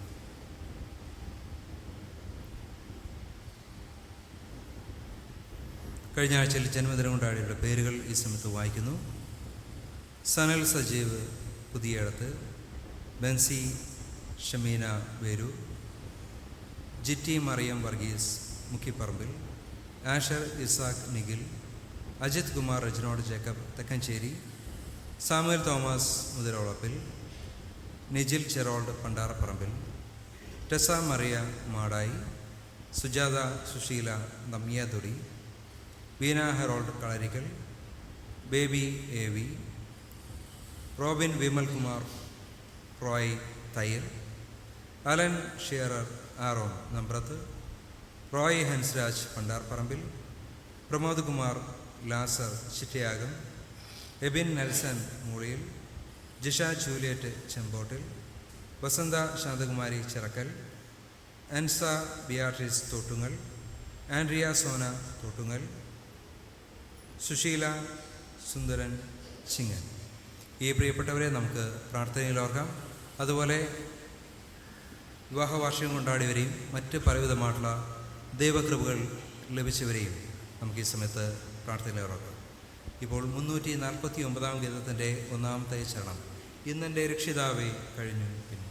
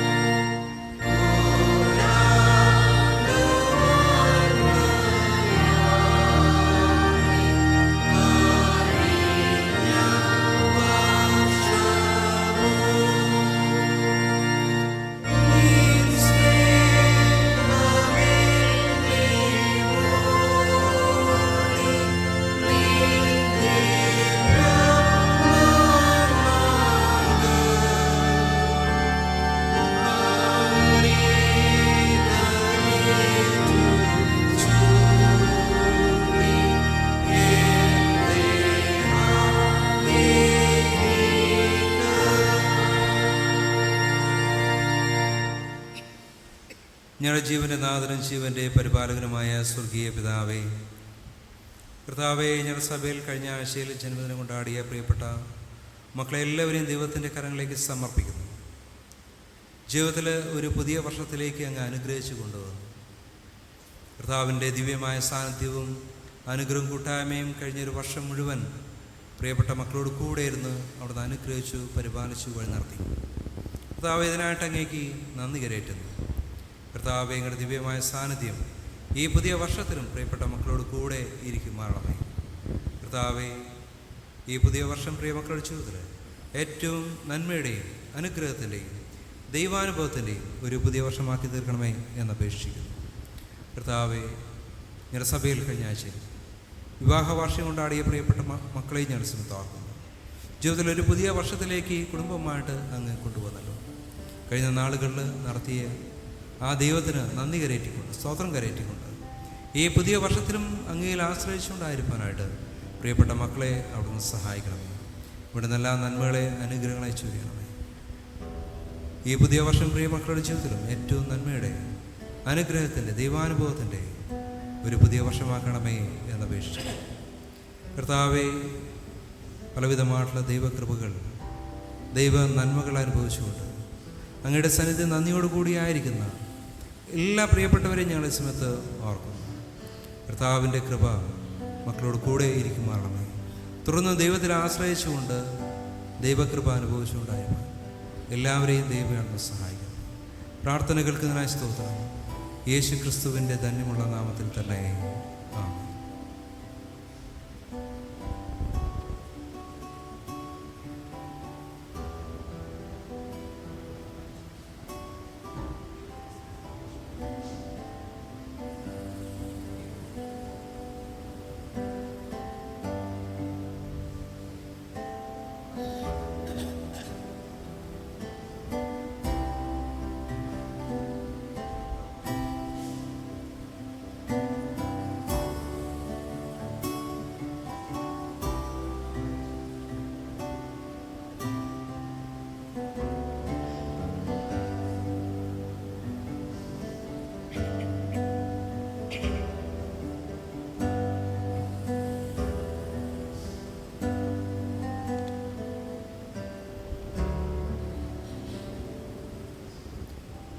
നമ്മുടെ കർത്താവായ യേശു ക്രിസ്തുവിൻ്റെ കൃപയും ദൈവത്തിൻ്റെ സ്നേഹവും പരിശുദ്ധാത്മാവിൻ്റെ കൂട്ടായ്മയ്ക്കാവും നിങ്ങളോടുകൂടെ ഇന്നും എല്ലായ്പ്പോഴും ഉണ്ടായിരിക്കുമാറാട്ടെ.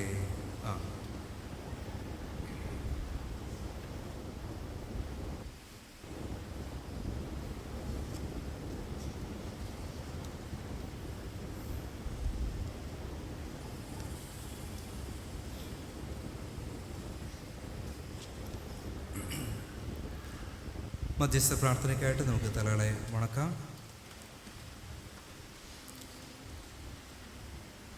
രണ്ടാമത്തെ ലിത്താനിയെ നമുക്ക് ഉപയോഗിക്കാം. Page number 271.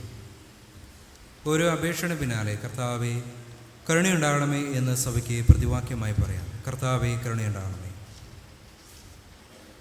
മേലിൽ നിന്നുള്ള സമാധാനത്തിന് വേണ്ടിയും നമ്മുടെ ആത്മാക്കളുടെ രക്ഷയ്ക്ക് വേണ്ടിയും നമുക്ക് കർത്താവിനോട് പ്രാർത്ഥിക്കാം. ലോകസമാധാനത്തിന് വേണ്ടിയും ദൈവത്തിൻ്റെ വിശുദ്ധ സഭയുടെ ക്ഷേമത്തിന് വേണ്ടിയും സകല മനുഷ്യരുടെ ഐക്യത്തിന് വേണ്ടിയും നമുക്ക് കർത്താവിനോട് പ്രാർത്ഥിക്കാം. സഭാ മേലധ്യക്ഷന്മാർക്ക് വേണ്ടിയും എല്ലാ ശുശ്രൂഷകർക്ക് വേണ്ടിയും, വിശേഷ നമ്മുടെ CSI സിനഡിന് നേതൃത്വം നൽകുന്ന നേതൃത്വത്തിന് വേണ്ടിയും, ഉത്തരേന്ത്യാ സഭയുടെ മോഡറേറ്റർക്ക് വേണ്ടിയും, മർത്തോമാ സഭയുടെ മെത്രാപ്പോലിത്തയ്ക്ക് വേണ്ടിയും, writer doctor Royce Manoj Victor എന്ന നമ്മുടെ ബിഷപ്പിന് വേണ്ടിയും, അവർ ശുദ്ധ ഹൃദയത്തോടും നല്ല മനസാക്ഷിയോടും കൂടെ തങ്ങളുടെ ശുശ്രൂഷയെ നിവർത്തിക്കേണ്ടതിനും നമുക്ക് കർത്താവിനോട് പ്രാർത്ഥിക്കാം. നമ്മുടെ രാജ്യത്തെ എല്ലാ ഭരണകർത്താക്കൾക്ക് വേണ്ടിയും അധികാരത്തിലുള്ള മറ്റെല്ലാവർക്കു വേണ്ടിയും നമുക്ക് കർത്താവിനോട് പ്രാർത്ഥിക്കാം. അഗതികൾക്കും വിശന്നിരിക്കുന്നവർക്കും അനാഥർക്കും വിധവമാർക്കും പീഡ അനുഭവിക്കുന്നവർക്കും വേണ്ടി നമുക്ക് കർത്താവിനോട് പ്രാർത്ഥിക്കാം. അന്ധകാരത്ത് നിന്ന് തൻ്റെ അത്ഭുത പ്രകാശത്തിലേക്ക് നമ്മെ വിളിച്ചവൻ്റെ സദ്ഗുണങ്ങളെ ഘോഷിപ്പാൻ തക്കവണ്ണം നമുക്ക് വേണ്ടിയും ക്രിസ്തുവിൻ്റെ നാമം ഏറ്റുപറയുന്ന ഏവർക്കു വേണ്ടിയും നമുക്ക് കർത്താവിനോട് പ്രാർത്ഥിക്കാം. ഈ ഭൂമിയെ ദൈവത്തെ സേവിച്ച് ഇപ്പോൾ വിശ്രമിക്കുന്ന എല്ലാ ദൈവഭൃത്യരോടും കൂടെ തൻ്റെ അന്തമില്ലാത്ത സന്തോഷത്തിൻ്റെ പൂർണ്ണതയിലേക്ക് പ്രവേശിക്കുന്നതിനായി നമുക്ക് കർത്താവിനോട് പ്രാർത്ഥിക്കാം. നമുക്ക് പ്രാർത്ഥിക്കാം. സർവശക്തനായ കർത്താവേ, നിൻ്റെ ആത്മാവ് ശരീരമാകുന്ന സഭയെ മുഴുവനും പരിശുദ്ധീകരിക്കുന്നുവല്ലോ. നിൻ്റെ വിശുദ്ധ സഭയിലെ എല്ലാ വിധത്തിലുമുള്ള ജനങ്ങൾക്ക് വേണ്ടി ഞങ്ങൾ കഴിക്കുന്ന അപേക്ഷകളെയും പ്രാർത്ഥനകളെയും കൈക്കൊള്ളണമേ. അതിലുള്ള ഓരോരുത്തരും അവനവൻ്റെ വിളിയിലും ശുശ്രൂഷയിലും നിന്നെ സത്യത്തോടും ഭക്തിയോടും സേവിക്കേണ്ടതിന് നിന്റെ കർത്താവ് രക്ഷിതാവുമായ യേശു ക്രിസ്തു മൂലം കൃപ അരുളണമേ. ആമേൻ.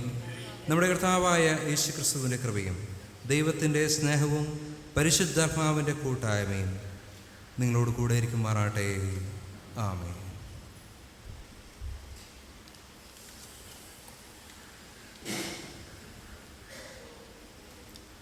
അപ്പം നുറുക്ക ശുശ്രൂഷയ്ക്കായി നമുക്കെല്ലാവർക്കും എഴുന്നേറ്റ് നിൽക്കാം.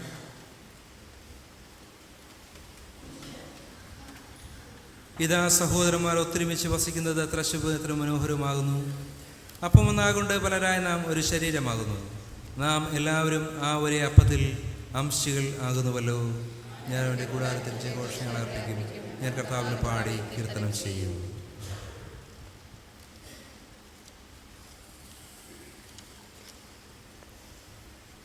നമ്മുടെ ദാനങ്ങളെ ദിവസത്തിൽ സമർപ്പിക്കുമ്പോൾ 168 ഗീതം പാടി നമുക്ക് ദൈവത്തെ സ്തുതിക്കാം. 168 ഗീതം.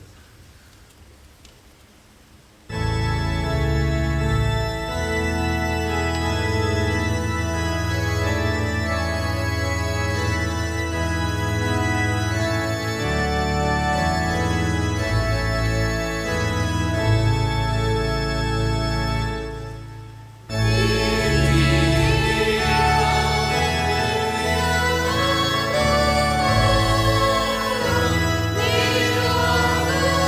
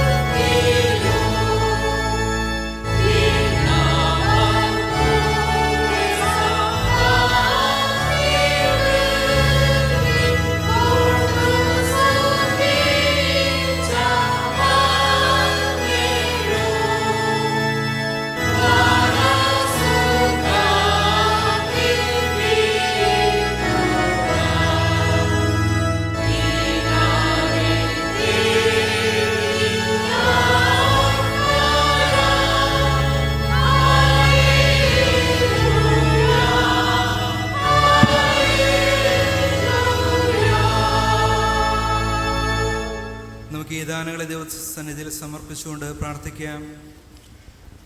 നിന്റെ പ്രിയപുത്രന്റെ രക്തത്താ നിന്റെ കൃപാസനത്തിലേക്കുള്ള പുതുവഴിയെ പ്രതിഷ്ഠിക്കുന്ന പരിശുദ്ധ പിതാവേ, അവൻ മുഖാന്തരം യോഗ്യരായ ഞങ്ങളിലേക്ക് അടുത്തു വരുന്നു. സ്വർഗത്തിലും ഭൂമിയിലുള്ളതെല്ലാം നിനക്കുള്ളതല്ലോ. നിന്റെ കയ്യിൽ നിന്ന് വാങ്ങി ഞങ്ങൾ നിനക്ക് തരുന്നതേയുള്ളൂ. ഞങ്ങളെയും ഞങ്ങളുടെ ഈ ദാനങ്ങളെയും നീ കൈക്കൊണ്ട് നിന്റെ മഹത്വനായി ഉപയോഗിക്കണമെന്ന് താഴ്മയോടെ ഞങ്ങൾ നിന്നോട് അപേക്ഷിക്കുന്നു. ആമേൻ. നമുക്കെല്ലാവർക്കും മുട്ടുകുത്തി ചേർന്ന് ചൊല്ലാം. യേശുവേ, ശ്രേഷ്ഠ മഹാപുരോഹിതനായുള്ളവേ, നിന്റെ ശിഷ്യന്മാരുടെ നടുവിൽ നീ സന്നിധനായിരുന്നതുപോലെ ഞങ്ങളുടെ മധ്യത്തിന് വന്ന് അപ്പം നിൽക്കുന്നതിൽ നിന്നെ തന്നെ ഞങ്ങൾക്ക് വെളിപ്പെടുത്തി തരണമെന്ന് പിതാവിനോട് ജീവിച്ചു വാഴുന്ന നിന്നോട് ഞങ്ങൾ അപേക്ഷിക്കുന്നു. ആമേൻ. കർത്താവ് നിങ്ങളോട് കൂടെ ഇരിക്കട്ടെ. നിങ്ങളുടെ ഹൃദയങ്ങളെ ഉയർത്തുവിൻ. നമ്മുടെ ദൈവമായ കർത്താവിന് നമുക്ക് സ്തോത്രം ചെയ്യാം.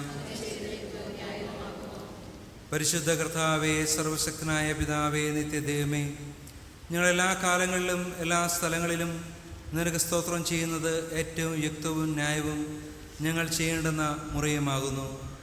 നിന്റെ പുത്രൻ ഞങ്ങളുടെ കർത്താവുമായ യേശുക്രിസ്തു മൂലമായിട്ട് തന്നെ അവൻ മുഖാന്തരം നീ ആകാശത്തെയും ഭൂമിയെയും അവയിലുള്ള സകലത്തെയും ഉണ്ടാക്കി മനുഷ്യനെ നിന്റെ സ്വന്തം സാദൃശ്യത്തിൽ നിർമ്മിക്കുകയും ചെയ്തു. അവൻ പാപത്തിൽ വീണപ്പോൾ പുതിയ സൃഷ്ടിയുടെ ആദ്യഫലമാകേണ്ടതിന് അവനെ വീണ്ടെടുക്കുകയും ചെയ്തു. അതുകൊണ്ട് ദേവദൂതന്മാരോടും പ്രധാന ദേവദൂതന്മാരോടും സ്വർഗ്ഗത്തിലെ സകലസംഘത്തോടും കൂടെ ഞങ്ങളെപ്പോഴും നിന്നെ സ്തുതിച്ചും സന്നിധിയുമായ കർത്താവ് പരിശുദ്ധൻ പരിശുദ്ധൻ പരിശുദ്ധൻ, ആകാശം ഭൂമിയും നിന്റെ മഹത്വം ഉണ്ടെന്നായിരിക്കുന്നു. മഹോന്നതനായ കർത്താവേ, നിനക്ക് മഹത്വം നിശ്ചലയും നിന്റെ മഹത്വമുള്ള നാമത്തെ പോഴത്തെയും മഹത്വപ്പെടുത്തുന്നു. ആമേൻ. കർത്താവിൻ്റെ നാമത്തിൽ വന്നവനും വരുമാനിക്കുന്നതിന് വാഴ്ത്തപ്പെടാനാകുന്നു. വനിതകളുടെ സ്തുതി. സ്വർഗസ്ഥ പിതാവേ, നീ സത്യമായി പരിശുദ്ധനാകുന്നു. നീ സത്യമായി വാഴ്ത്തപ്പെടാനാകുന്നു. മനുഷ്യവർഗത്തോടുള്ള നിന്റെ ആർദ്ര സ്നേഹമുണ്ട്. നിന്റെ ഏകപുത്രനായ യേശുക്രിസ്തുവിനെ ഞങ്ങളുടെ മനുഷ്യ സ്വഭാവത്തെ എടുപ്പാനും ഞങ്ങളുടെ വീണ്ടെടുപ്പിനായി ക്രൂശിന്മേൽ മരണം അനുഭവിപ്പാനും തന്നുവല്ലോ. അവനൊരിക്കലായി തന്നെ ഏക വഴിപാടായി അർപ്പിച്ചതിനാൽ സർവ്വലോകത്തിൻ്റെയും പാപങ്ങൾക്കായി തികവായി പൂർണ്ണമായി മതിയാകുന്ന യാഗവും വഴിപാടും പ്രതിശാന്തിയും തീർക്കുകയും താൻ വീണ്ടും വരുവോളം തൻ്റെ വിലയേറിയ മരണത്തെക്കുറിച്ച് ഇടവിടാതുള്ള ഓർമ്മയെ നിയമിക്കുകയും അതിനെപ്പോഴും ആചരിക്കണമെന്ന് തൻ്റെ വിശുദ്ധ സുവിശേഷത്തിൽ ഞങ്ങളോട് കൽപ്പിക്കുകയും ചെയ്തുവല്ലോ. അവൻ താൻ ഒറ്റിക്കൊടുക്കപ്പെട്ട ആ രാത്രിയിൽ തന്നെ അപ്പം എടുത്തു, സ്തോത്രം ചൊല്ലി അതിനെ നുറുക്കി തൻ്റെ ശിഷ്യന്മാർക്ക് കൊടുത്തു പറഞ്ഞു, വാങ്ങി ഭക്ഷിപ്പിൻ, ഇത് നിങ്ങൾക്ക് വേണ്ടി നൽകപ്പെടുന്ന എൻ്റെ ശരീരമാകുന്നു. എൻ്റെ ഓർമ്മയ്ക്കായി ഇത് ചെയ്യും. അത്താഴം കഴിഞ്ഞതിന് ശേഷം അപ്രകാരം തന്നെ അവൻ പാനപാത്രമെടുത്തു, സ്തോത്രം ചൊല്ലി അവർക്ക് കൊടുത്തു പറഞ്ഞു, നിങ്ങളെല്ലാവരും ഇതിൽ നിന്ന് കുടിപ്പിൻ. എന്തെന്നാൽ ഇത് നിങ്ങൾക്ക് വേണ്ടിയും അനേകർക്ക് വേണ്ടിയും പാപമോചനത്തിനായിട്ട് ചൊരിയപ്പെടുന്ന പുതിയ നിയമത്തിലുള്ള എൻ്റെ രക്തമാകുന്നു. ഇതിനെ നിങ്ങൾ കുടിക്കുമ്പോഴൊക്കെയും എൻ്റെ ഓർമ്മയ്ക്കായി ചെയ്യുവിൻ.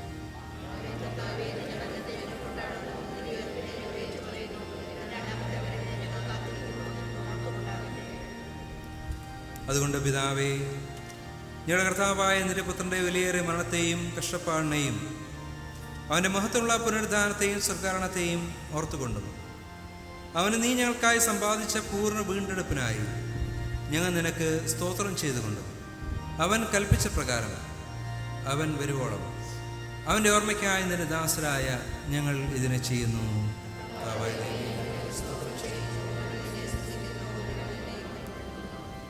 കരുണയുള്ള പിതാവേ, ഞങ്ങളെയും നിന്റെ ദാനങ്ങളായ അപ്പത്തെയും വീഞ്ഞിനെയും നിന്റെ പരിശുദ്ധാത്മാവിനെ ശുദ്ധീകരിച്ച് ഞങ്ങൾ മുറിക്കുന്ന ഈ അപ്പം ക്രിസ്തുവിൻ്റെ ശരീരത്തിൻ്റെ കൂട്ടായ്മയും ഞങ്ങൾ വാഴ്ത്തുന്ന ഈ പാനപാത്രം ക്രിസ്തുവിൻ്റെ രക്തത്തിൻ്റെ കൂട്ടായ്മയും ആകേണ്ടതിന് കൃപ നൽകണമെന്ന് ഞങ്ങൾ താഴ്മയോടെ അപേക്ഷിക്കുന്നു. അങ്ങനെ അവനിൽ യോജിക്കപ്പെട്ട് ഞങ്ങളെല്ലാവരും വിശ്വാസത്തിന് ഐക്യം പ്രാപിച്ച് ഞങ്ങളുടെ കർത്താവാകുന്ന മശിയ എന്ന തലയാകുന്ന അവങ്കിലേക്ക് സകലത്തിലും വളരേണ്ടതിന് കൃപ നൽകണമേ. അവൻ മൂലമായും അവനോടുകൂടെയും പരിശുദ്ധാത്മാവിൻ്റെ ഐക്യത്തിൽ സർവശക്തനായ പിതാവേ, നിനക്ക് സകല ബഹുമാന മഹത്വവും കാലാവസാനം കൂടാതെ ഉണ്ടായിരിക്കട്ടെ. ആമേൻ. നമ്മുടെ രക്ഷിതാവായ ക്രിസ്തു ആജ്ഞാപിക്കുകയും പഠിപ്പിക്കുകയും ചെയ്ത പ്രകാരം നാം ധൈര്യത്തോടെ പ്രാർത്ഥിച്ചു ചൊല്ലുന്നു. സ്രോതസ്സനായ ഞങ്ങളുടെ പിതാവേ, നിന്റെ നാമം സ്ഥിരപ്പെടണമേ, നിന്റെ രാജ്യം വരണമേ, നിരക്ഷസ്രോതരെ പോലെ ഭൂമിയിലും ആകണമേ. നിനക്ക് ആവശ്യമുള്ള ആഹാരം എനിക്ക് തരണമേ. നിങ്ങളുടെ ആൾക്കാർ വിമർശിച്ചിരുന്നത് പോലെ നിങ്ങളുടെ പരീക്ഷ കിട്ടാത്ത രാജ്യം ശക്തിയും മഹത്വവും എന്നേക്കും ആമേൻ. നമ്മെ തന്നെ ഒരിക്കൽ കൂടി ദൈവത്തിൻ്റെ സന്നിധിയിൽ പൂർണ്ണമായിട്ട് വിനയപ്പെടുത്താം. നമ്മെ ആഴത്തിൽ സ്നേഹിക്കും. തൻ്റെ പുത്രനെ തന്നെ നമുക്ക് ദാനമായി നൽകിക്കൊണ്ട് നമ്മെ സ്നേഹിച്ച ആ ദൈവത്തിൻ്റെ സ്നേഹത്തെ, ക്രൂശിൽ കാണിച്ച സ്നേഹത്തെ നമുക്ക് ഈ സമയത്ത് ഓർക്കാം. എന്നാൽ നമ്മുടെ ജീവിതത്തിൽ ദൈവവുമായിട്ടുള്ള ബന്ധത്തിൽ, നമ്മുടെ ജീവിതത്തിൽ വന്നു പോയിരിക്കുന്ന വീഴ്ചകളെ, കുറവുകളെ നമുക്ക് ഈ സമയത്ത് ദൈവസന്നിധിയിൽ അതെല്ലാം ഏറ്റുപറയാം. പൂർണ്ണമായിട്ട് നമ്മെ തന്നെ സമർപ്പിച്ചുകൊണ്ട് തുറന്നു വരുന്ന വിനയ പ്രാർത്ഥനയിൽ നമുക്ക് ഒരുമിച്ച് പങ്കുചേരാം. കരുണയുള്ള കർത്താവേ, ഞങ്ങളുടെ പ്രയുതമായുള്ളവരെ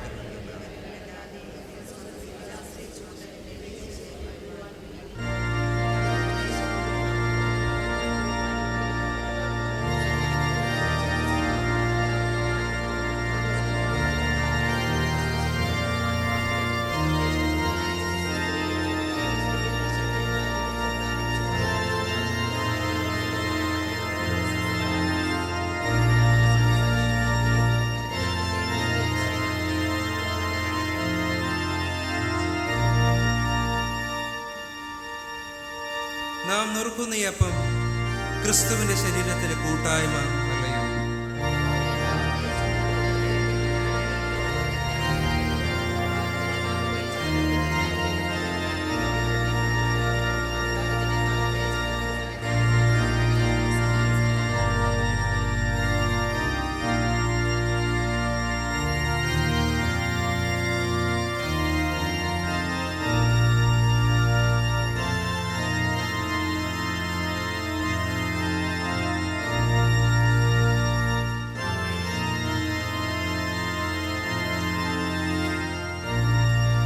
ജീവനൊപ്പമായ നമ്മുടെ കർത്താവായ യേശു ക്രിസ്തുവിന്റെ തിരുശരീരം,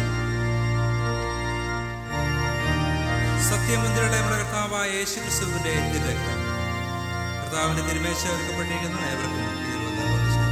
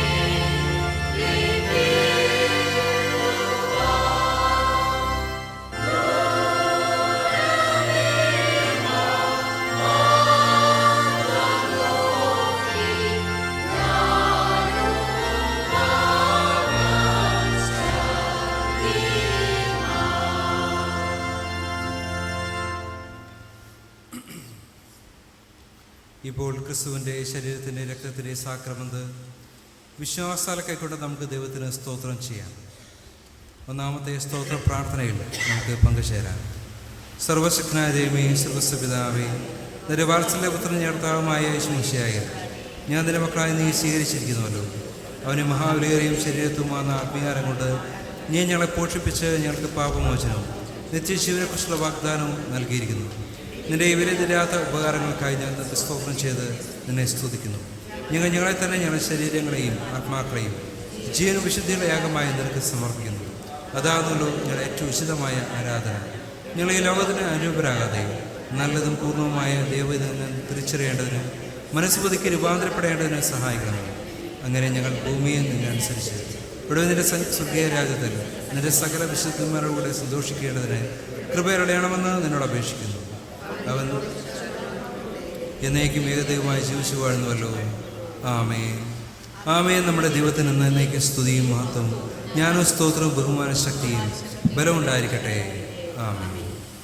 ഒടുവിലായ വിശ്വാസത്തോടുകൂടി കർത്താവിൻ്റെ ആശീർവാദം കൈക്കൊള്ളും. സകല ബുദ്ധിയും കവിയുന്ന സമാധാനം ദൈവത്തെയും അനുപുത്രനും നമ്മുടെ കർത്താവുമായ യേശുക്രിസ്തുവിനെ കുറിച്ചുള്ള അറിവിലും സ്നേഹത്തിലും നിങ്ങളുടെ ഹൃദയങ്ങളെയും മനസ്സുകളെയും കാക്കട്ടെ. ഇങ്ങനെ പിതാവും പുത്രനും പരിശുദ്ധാത്മാവുമായുള്ള സർവശക്തനായ ദൈവത്തിൻ്റെ അനുഗ്രഹവും നിങ്ങളുടെ ഇടയിലുണ്ടായി എല്ലായ്പ്പോഴും നിങ്ങളോട് കൂടെ ഇരിക്കുമാറാട്ടെ.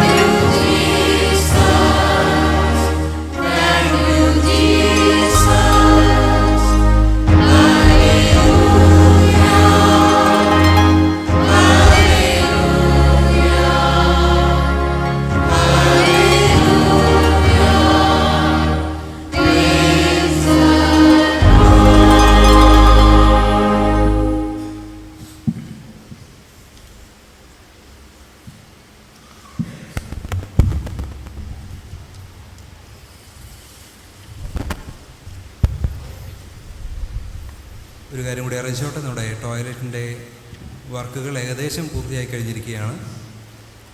ഈ വരുന്ന ബുധനാഴ്ച രാവിലെ 9 മണിക്ക് അത് ഉദ്ഘാടനം ചെയ്യാനായിട്ട് ആഗ്രഹിക്കുകയാണ്.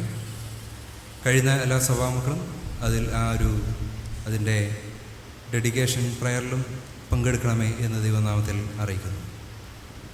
ആരാധനയുടെ അവസാനമായി 126 ഗീതത്തിൻ്റെ 1-ാമത്തെ ശരണം പാടാം. 126 ഗീതത്തിൻ്റെ 1-ാമത്തെ ശരണം. ദിവ്യരക്തമേ നീ തന്ന ശാന്തി.